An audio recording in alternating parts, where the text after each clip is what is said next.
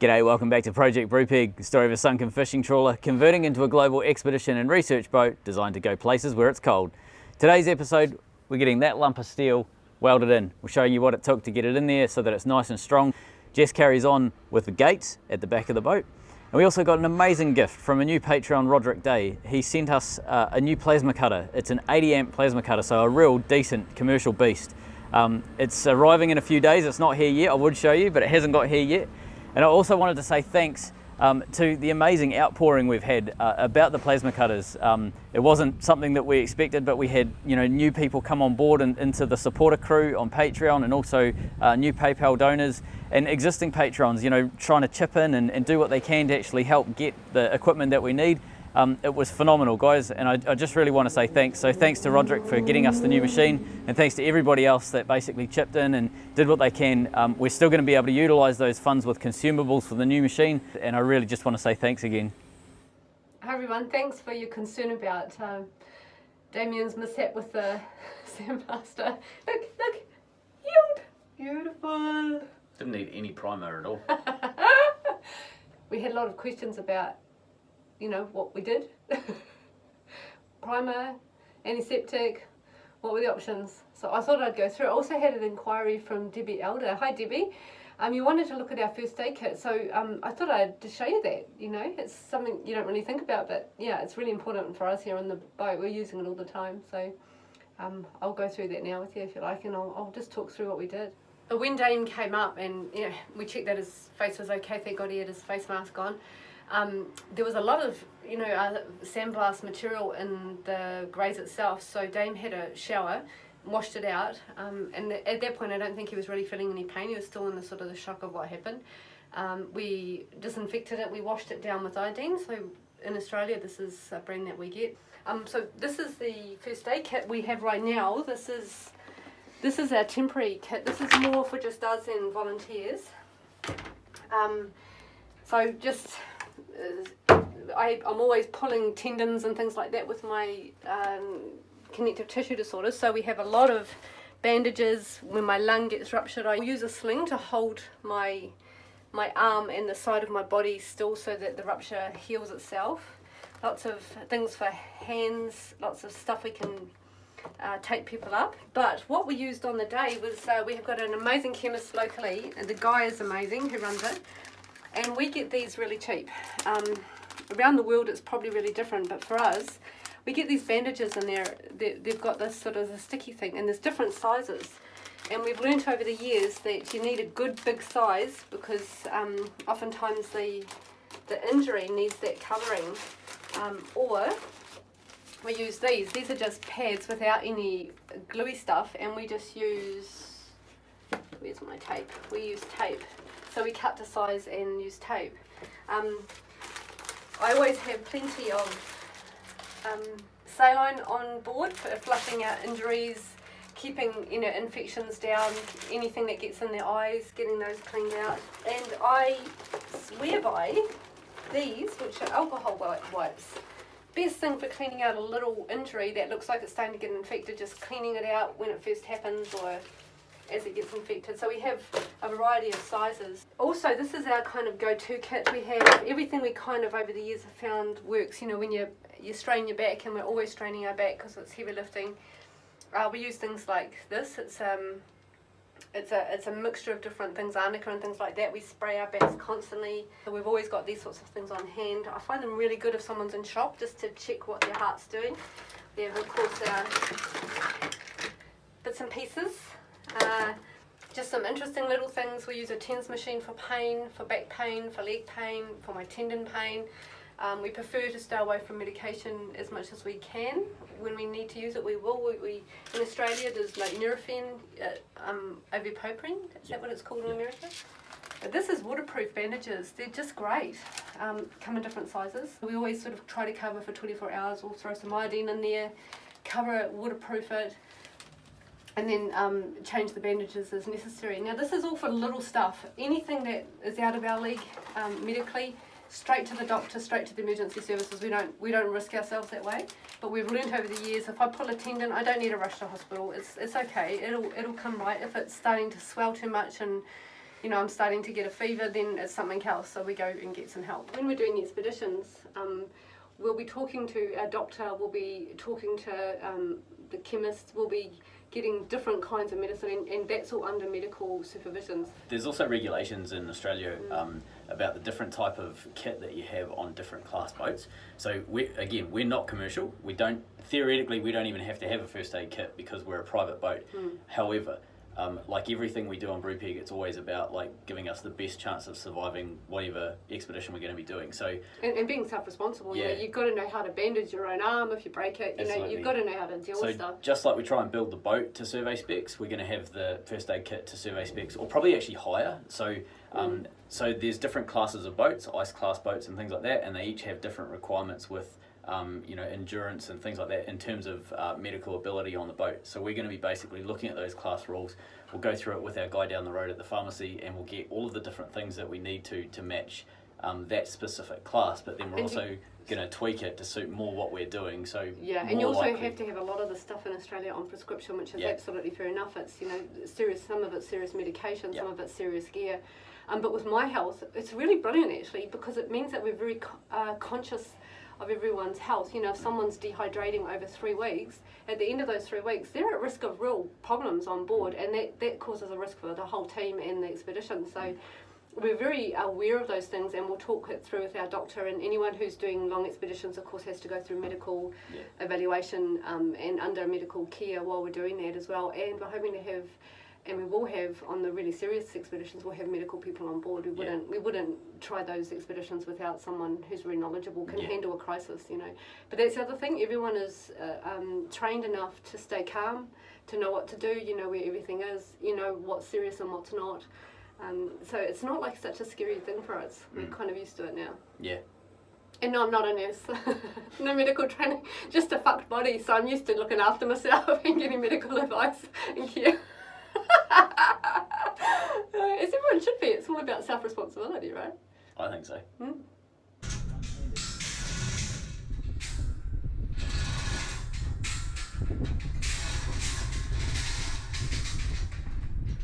Right, let's get into this.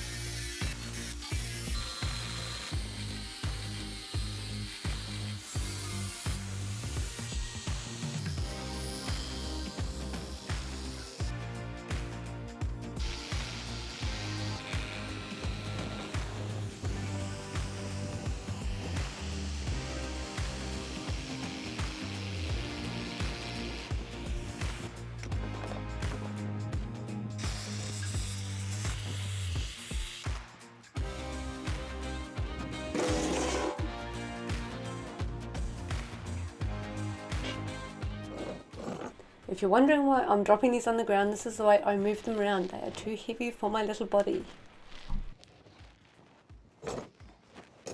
What we're aiming for is to round the corners, round the sides, and shorten them a little bit, so as they sit on the deck, they let a bit more water through underneath, just clears the back of the boat of water faster.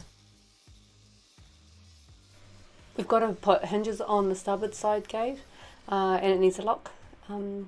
And yeah, I'll just keep working away at it over the next few days.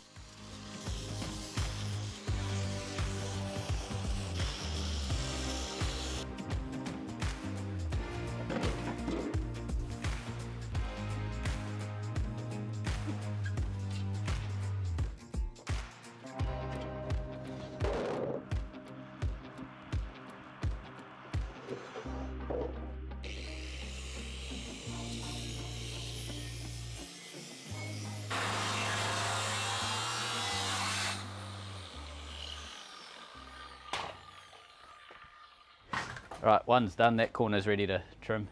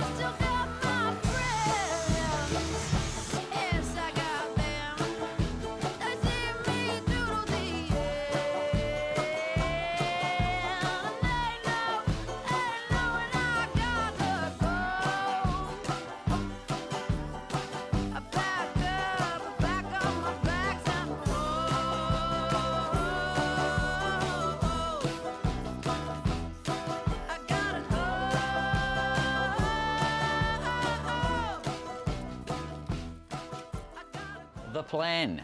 We need to lift this up and make sure that what we've cut is going to fit into the hole that's in the boat. So we'll bring it right up to the side of the boat, we'll tuck it in as tight as we can, and then any areas that are overlapping we'll fine tune basically with a 1mm disc on a grinder. If we can get a 1mm gap all the way around this panel, that's enough, because we're going to be cutting a 45 onto both edges of the plate and then both edges of the hull, so that we can do our 3 welds that we'll use, our root run and our 2 cap runs. So in order to do this, we're going to lift it up, get into sizing. Nice and tight. Right, we got that one. We got that one. Right, you can go. I'm going to lift this, take the weight, and it is going to swing off to the front of the boat. There's nothing in the way, it's all good, but we did drag it sideways when we lifted it up.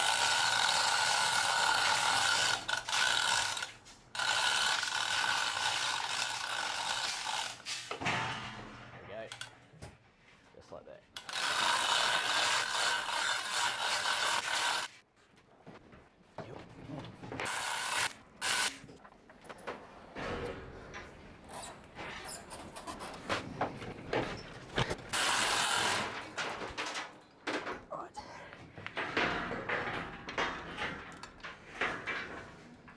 This is definitely a technical way of doing it. Had to get it over top of that chain. Right, here we go. There's your work.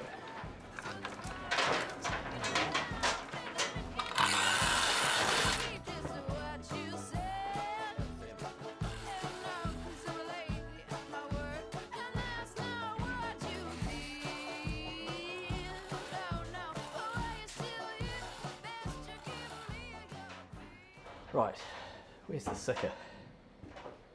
So now that we've got the plate to this stage, you can sort of see, if you look directly in the air, it's almost lining up. It's sitting flush in this area through here, and then through here, slightly too big a gap, and it's touching right there, and there's a wee bit of a gap just in there, and then sitting out all the way along here. So what I need to do is shave that little bit there, you can see, that's got to be shaved down so that we can get this corner further up. I want to close this gap up. I also want to close this gap here. You see that's a couple of, probably 3mm. That's too big, so I want to lift the whole plate up. So right the way along, it's a wee bit tight there. It's from about there to about there, gets a bit tight, and that's holding the plate up. Actually probably, in fact probably all the way along there. So what I'm thinking is the plate might actually have a slight twist on it. So we'll jiggle that twist out of it, and that'll help us probably get rid of some of this gap and save us having to take so much steel off this end. Now what we need to do is get this touching the steel, so both pieces. So in this case here, you can see the plate is sitting on top of the hull, so I need to go through and trim that, and the way that we do that was just literally get a 1mm disc, stick it in the gap, and then work our way down, and it cuts both hull and plate. Doesn't really matter whichever one it cuts, it's irrelevant. And then that plate will theoretically have a 1mm gap it can just slot straight into. So wee bit of work, we'll go around all of the edges and the corners and so on, and make sure that we can get it sitting in.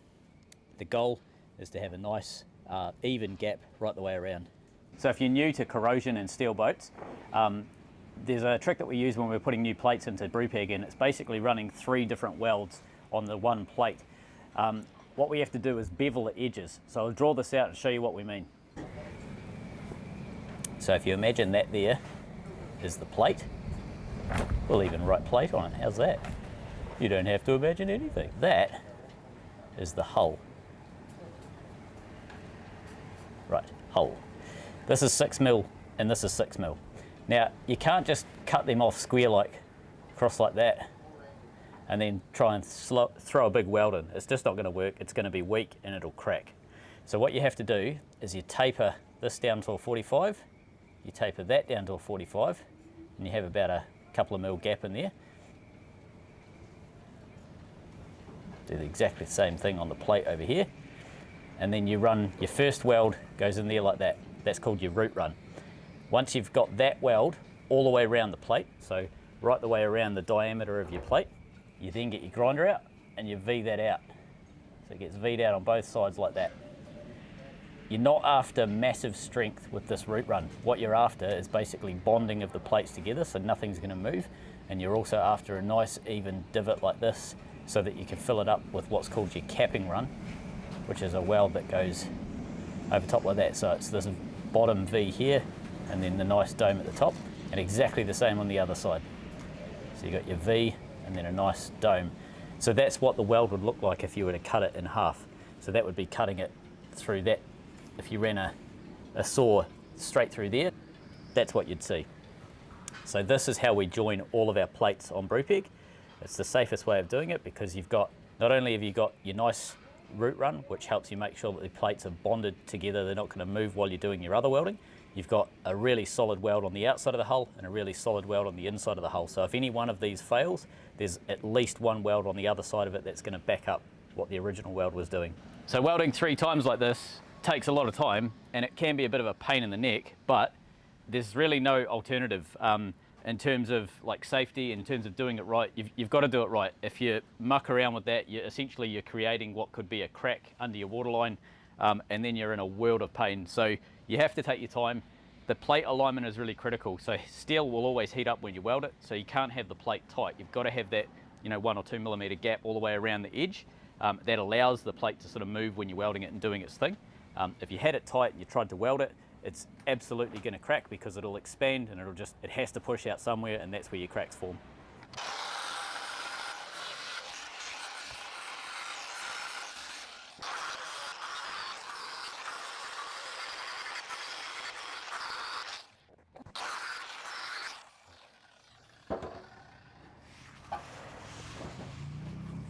Okay, so that's the top pretty much sitting in flush. It's just these bottom corners we've got to deal with now.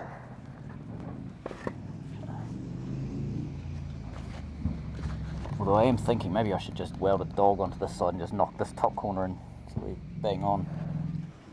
I need to think about this. What's going to be the easiest way?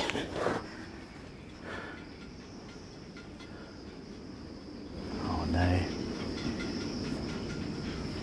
Maybe I'll stick weld it. Right, I need to make more of these. They're kind of known as dogs in our world, and you have an equivalent piece of steel, a wee bit hard to see, but it's basically like a square with a notch cut out of one side, and you can put the wedge through it, bash it in. This is welded to the boat or to the plate, depending on what you need, and then it just lifts one side up or down so you can get everything perfectly aligned. Now, I don't know what that bit's called, and I'm not 100% certain of the name of that one. So we'll call that one the dog and that one the cat.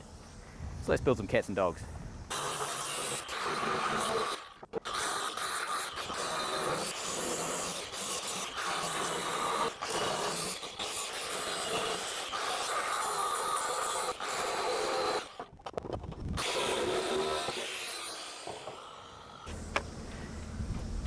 And there we have it, enough cats and dogs to go around.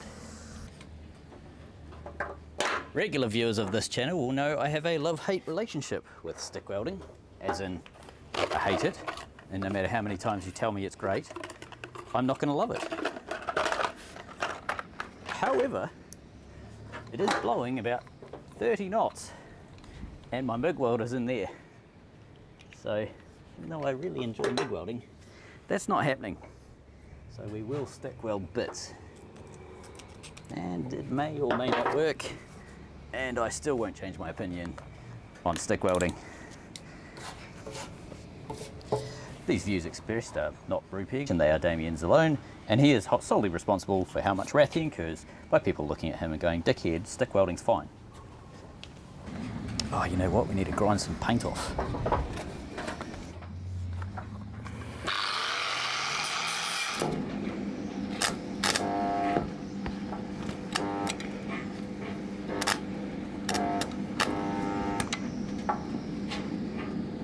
MIG welding wouldn't do this.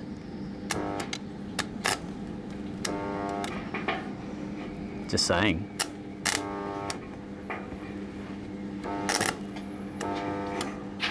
Stop being a dick.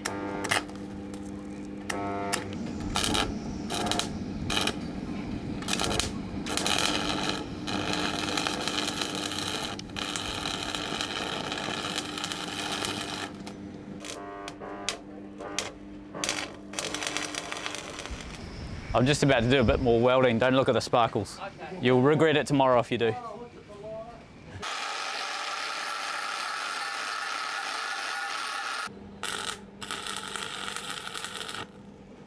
There you go, hold there. stay. Let's do another one just in case. Good, stay there.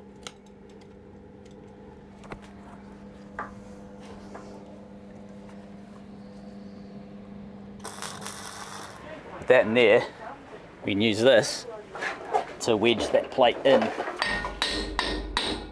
By putting that like that, it will basically knock itself in until this plate is perfectly flush and aligned with that plate, because the bottom edge of that wedge is flat, and as it gets driven in, it's basically driving it in sort of square, if that makes sense.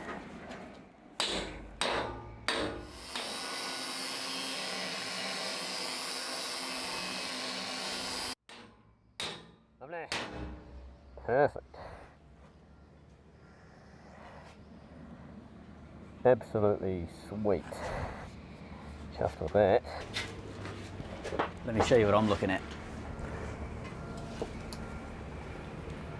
So there we go. Basically, the panel and the boat were dead flat. That's part of the reason why I don't like stick welding, is it's significantly less sticky than you want. Right, the top two corners are basically tacked in. They're not welded to the hull, but we dogged them in close so that they're nice and flush, and then welded a piece of steel over top so that it'll hold it where it needs to be. I'm going to do exactly the same on the bottom corners, but for these guys I do it on the inside because we have to move them quite a bit more, so I need a bit more grunt. Hence, I'm just doing it on the inside, but also because on the inside I get to use my MIG welder, so the metal will actually stay on there with steel and physics as opposed to thoughts and prayers.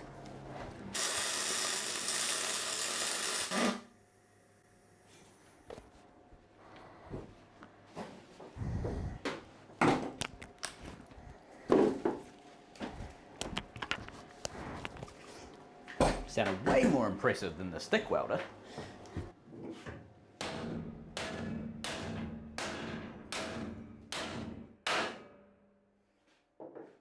Okay.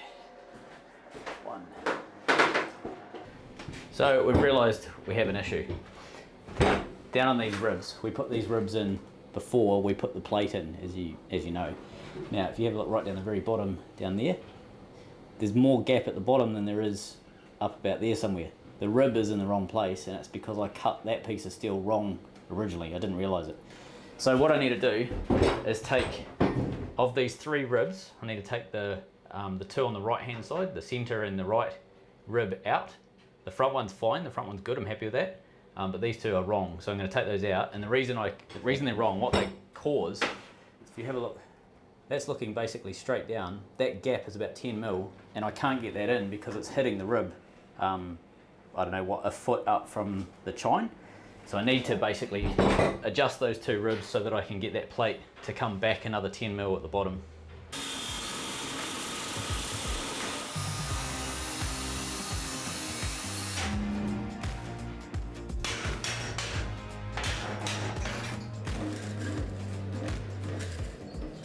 What we have to do is go around and make sure that we've got this gap right. So in some places the plate might do a slight dip like that, or the hull might dip up, whatever it is, but it's holding them apart. So you get a 1 mil cut-off disc and a grinder, and you just basically run it through that join. Whichever side is the high side gets cut off, and it basically allows you to have a solid 1 mil gap all the way around. The plate will pop back in where it needs to sit, and you end up with your alignment and your hull shape being what it needs to be. The other thing is, once we've got that hull shape correct by getting the gap right, we then take our cats and dogs, and if you say you want to pull, that's actually quite perfect right there, but okay, here it's not quite aligned, so the plate is in about maybe 2 or 3 mil, something like that. You'd weld the dog onto the plate like that, and then you get the wedge and you basically whack it in like that, and what it does, because you're going across both with the wedge, because you're going across both the hull and the plate, is it lifts it up until they're both absolutely perfect. Because of that flat edge on the bottom, it lifts them up until they're absolutely perfect. The plate and the hull will be smooth and fair, and then you just put a tack in there, knock your dog out, and you're good to go. That's basically aligned. So you do that all the way around. So in some cases when it's really bad, you're probably putting a dog in every sort of 6 or 8 inches all the way around until that plate's perfect. But this plate is pretty good. We'll probably only need a couple on the bottom here, a couple up the top, and that whole side would be nice and fair. Same at the front. I mean, sitting here looking at it, I can see that it's pretty much bang on. But yeah, I don't think it'll take us too much, and we'll have this plate ready to go. We've got the MIG welder around here now, so we can actually do metal gluing.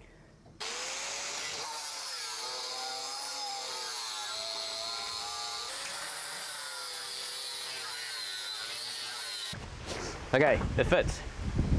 So, plan now, we'll start working on this back edge, get that dogged in and smooth. Yeah, and we'll work our way all the way around.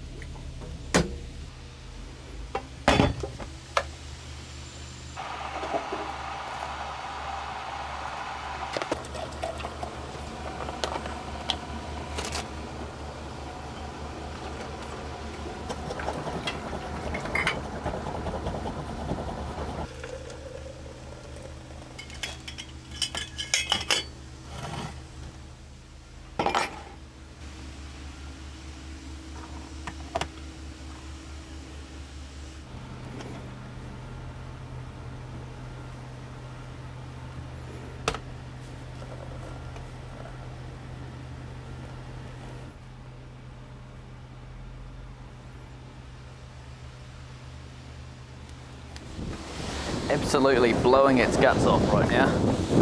About 20 knots, gusting a bit more.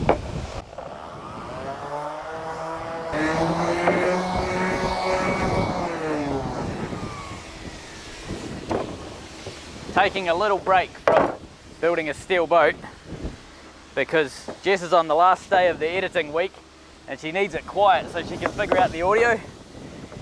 Turns out grinding and bashing on the side of the hull do not equate with quiet. So, woodwork. I want to paint this now while it's so windy because I painted this thing last night, the last coat on last night, and every bug in Bundaberg decided to land on it, so I'm figuring if I can get a bit of paint onto it now, hopefully it'll be surface dry enough by the time the bugs decide to land on it.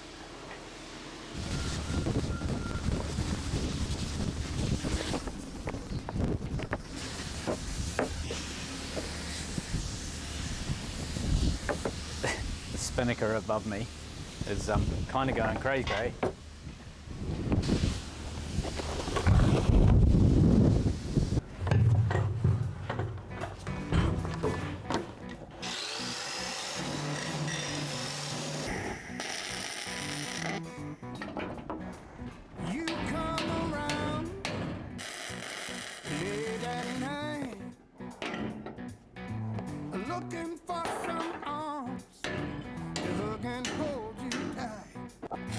Well,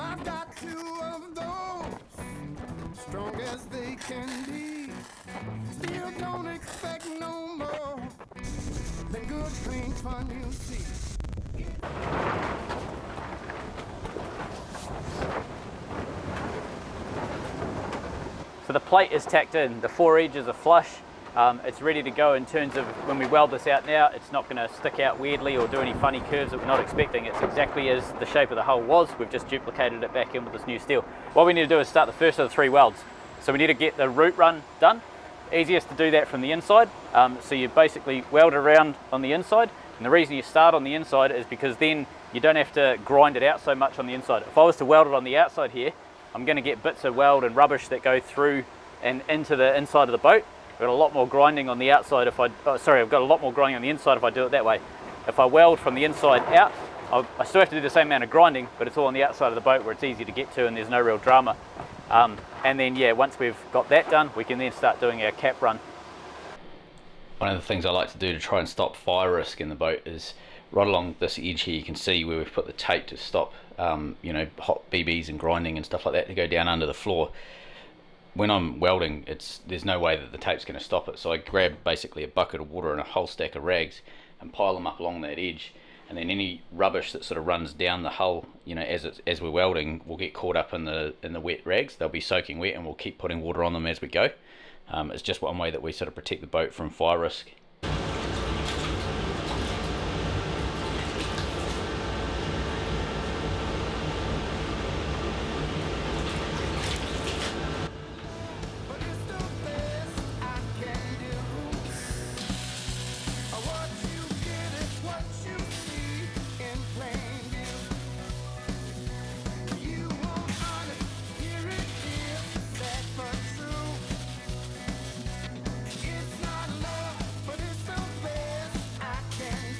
So there we have it, the plate is flush and the root run's completed on the inside. So let me show you what it's left like on the outside. That's what you're left with all the way around. So it's a nice fine little V, and the weld doesn't penetrate all the way through. It's just a small wee tight weld that sits on the inside of those 2 plates. Now what we do is go through and grind that out, and I'll show you a trick we use to make sure we get a decent divot cut in there so that we can get a nice cap weld put on top. In order to cut into this nice little V that we've created, we want to create a nice rounded dimple. We want that all the way around that weld. So what that allows us to do then is we're not trying to fill any imperfections in the weld. So the root run deals with imperfections. So if you've got like gaps where it gets wider or smaller or deeper or shorter, anything like that, the root run deals with that. This next cut, we basically want to put a nice divot in so that we're getting a nice consistent even weld right around the whole perimeter. And we do that on both sides so that if one weld has a pinhole or fails for whatever reason, the other weld is basically its backup. So you've always got 2 welds on every external plate or any tank plate, anywhere that you don't want it to leak. Now, the trick to this is you're not using new grinding discs. So this is a 9-inch grinding disc, and you can sort of see on that edge, it's basically a perfectly square 6mm wide disc or 1/4-inch disc, and it's basically a flat edge on it. That would be useless to grind what we need to grind for this next run. Get some old worn out discs, and the reason you use them because they have a nice rounded edge, so you'd never end up with a flat edge pretty much on your grinding disc. They're always rounded in some degree, and that's perfect for this run. So you get the edge of it and you physically put it into the material on an angle like that, so you're not trying to grind it flat, you're grinding it, you know, 90 degrees to the material, and that does a nice rounded divot inside that weld.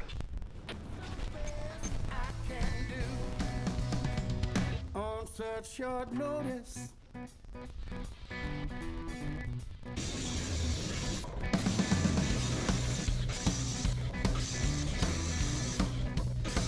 I let you in, and things get nice. Sipping on some red, closing in on paradise. But this is what it is, and will be what it will be.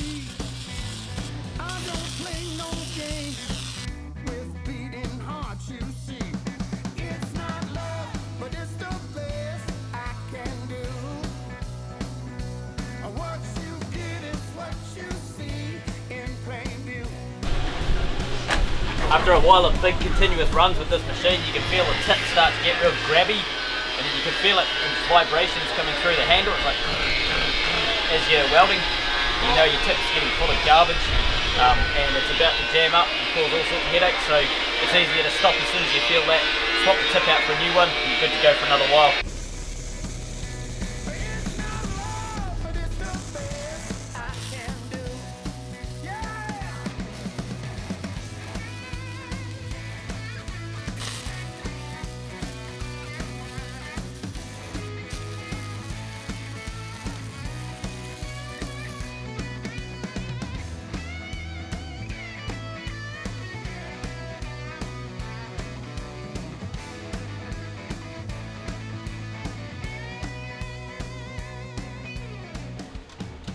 Probably got a little bit of undercut on the right hand side of that weld. Vertical up is one where I'm not good at. Missed a bit there. You can see I pulled a wee bit of the hull away when I put my dogs on, so I've got to deal with that. But you can see on that side there, I've got a little bit of undercut and also a little bit of lack of fusion, like I've gone too far to the left on the weld. There's a gap there, there's a little bit of a stop start there. So I need to go through the grinder and clean these sorts of things up. I'll go down, clean that weld out, I'll dig it right out again and just weld it again. Down the bottom, there's a wee bit there and a wee bit there. Again, need to deal with that hull, patch that up, and then a little bit just there. Along the bottom itself is not too bad.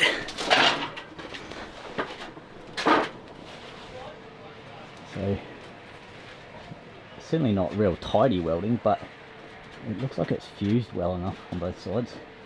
A couple of spots I'm not happy with. That corner's a mess. I had my settings wrong, so you can see here the welder itself is way too hot, and it's just basically getting hot, and the metal doesn't have time to set, and it just starts running out. Gravity pulls it out. So settings are all wrong, and you can see I changed them, and then the weld changes completely. So I'll grind that out and just do that again. Just get rid of all the weld in that corner and just start again. Going up here, it's not too bad. Weld's a bit big in places. Couple of bits where it's not fused. So up in here, I'll probably redo that. Take that weld out and just start again. There, not real happy with that. Couple of spots there and there, not happy about. That one's okay. Corner's a bit ugly, but it's doable. Can you see those little dots in the weld just there? That's porosity, so that's where the gas and the flux gets blown away. Haven't quite got the weld covering both sides there, or it's a wee bit thin on the top and it's not covering on the bottom, and then it's not covering on the bottom there. So I'll probably grind, there's a bit of rubbish there to there, so I'll dig that right out and grind it. Looking along here, the weld's probably a bit big, but I think it's acceptable. And then over here the weld's probably a wee bit small, so I'll probably grind that out. That's, I suppose, why you pay quite a bit of money to get welding done. It takes a lot of skill, you know, the guys that can do it and have those welds look absolutely pristine, they've been doing it for decades, and you can't basically rush that. You have, like, I've been welding this boat since 2014, so what's that, 6 years now, and I've only had a good welder for probably 18 months, and I haven't actually had that much time on the welder compared to, like, say, a Boilermaker or someone that does it full time. So my welds are kind of learnt by osmosis. I've never been trained with welding, so everything that I've done I've picked up by watching the likes of Bruce, Don, one of the guys that helped us in the really early days, and just basically picking as much of their brains as I can when they're doing the job, so that I can understand how to be a better welder myself. A lot of our viewers have given us tips and tricks of how to actually get better, and Jody from weldingtipsandtricks.com, he doesn't realize it, but he's pretty much given me my welding apprenticeship. If you're learning to weld and you want to see a pretty amazing dude on the welder, he's an awesome tutor. On YouTube, weldingtipsandtricks.com. So because that weld is underwater, and it's on the part of the boat that ice is going to hit and gets under a lot of strain when the boat's, you know, slamming through waves and stuff, it's got to be absolutely perfect. And one of the tricks that I normally use, I don't know if it's a normal thing in the industry, but basically I go back and have a look at it the second time, you know, after I've slept on it, just to make sure that once I've sort of really dug out all of that stuff that I found in the first look, there's nothing that I'm missing. You know, I'd rather take like a couple of days to do that weld and make sure that it's absolutely spot on, because it's a really critical weld, you know, and I'd rather just take my time, make sure that it's absolutely bang on.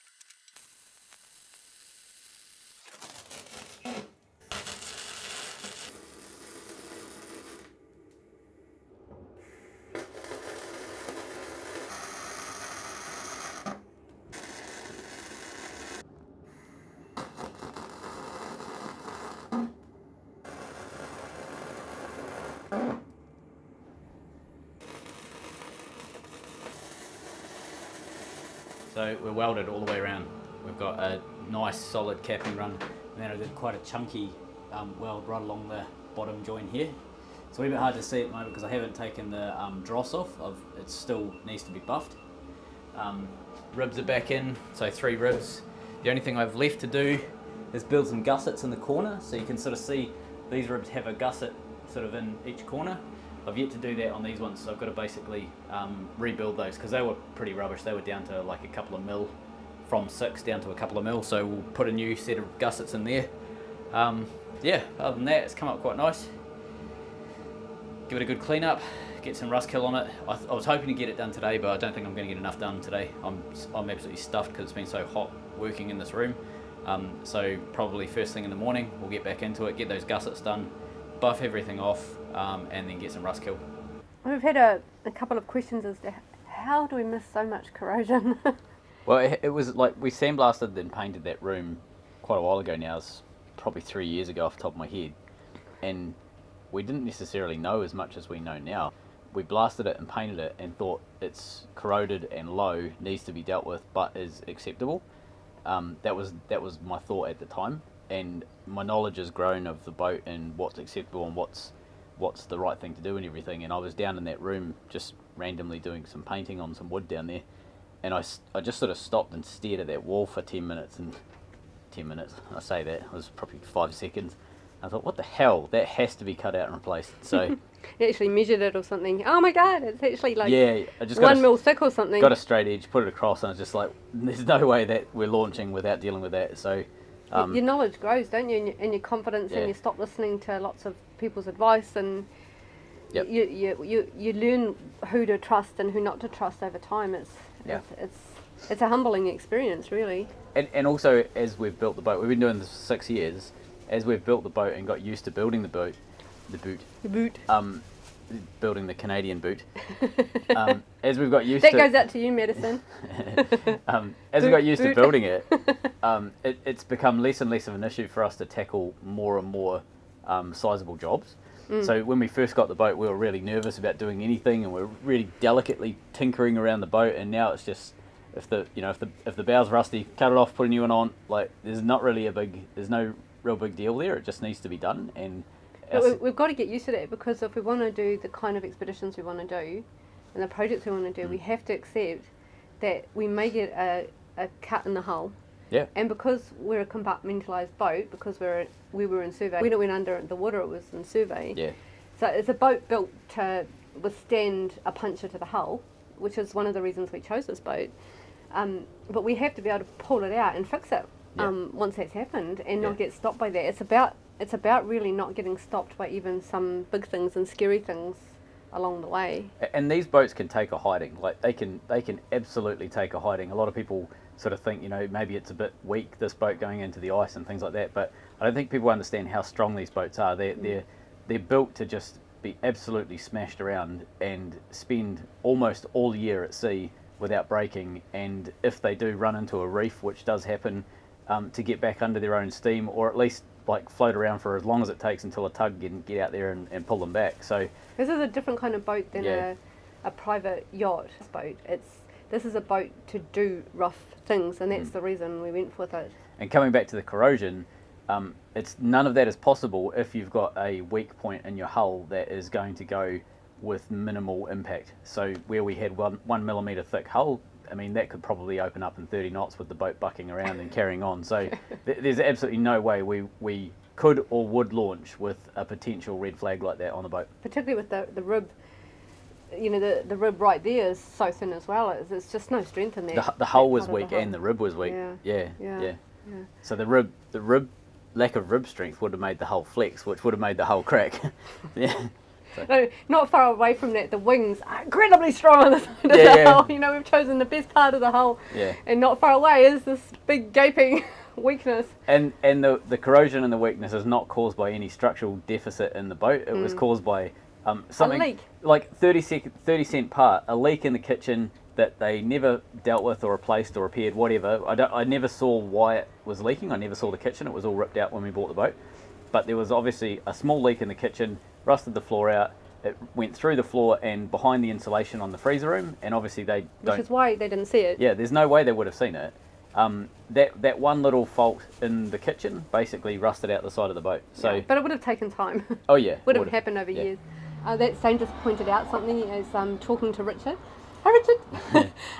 About the chair he's building. You know, he's built the off-road wheelchair for me that enables me to go places that I wouldn't in a normal chair.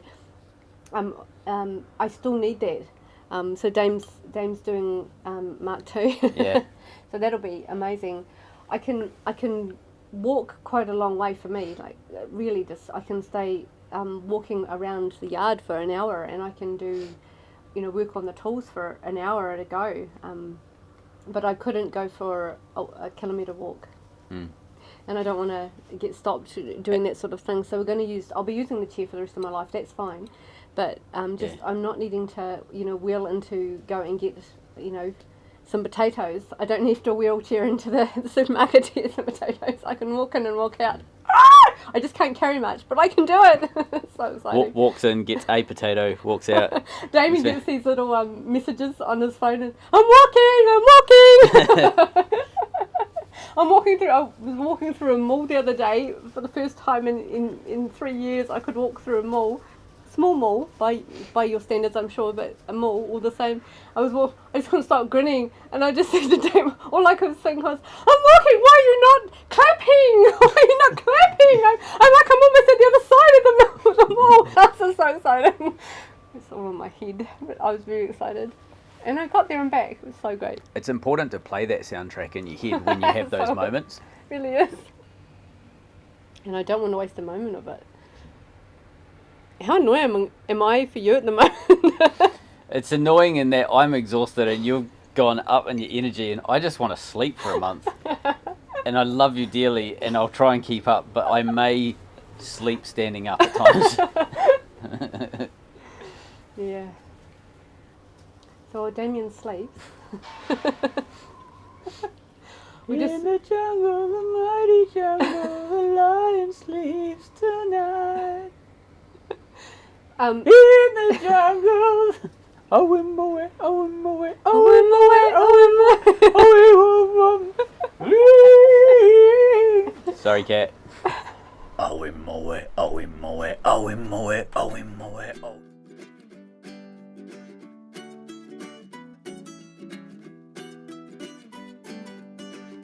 You got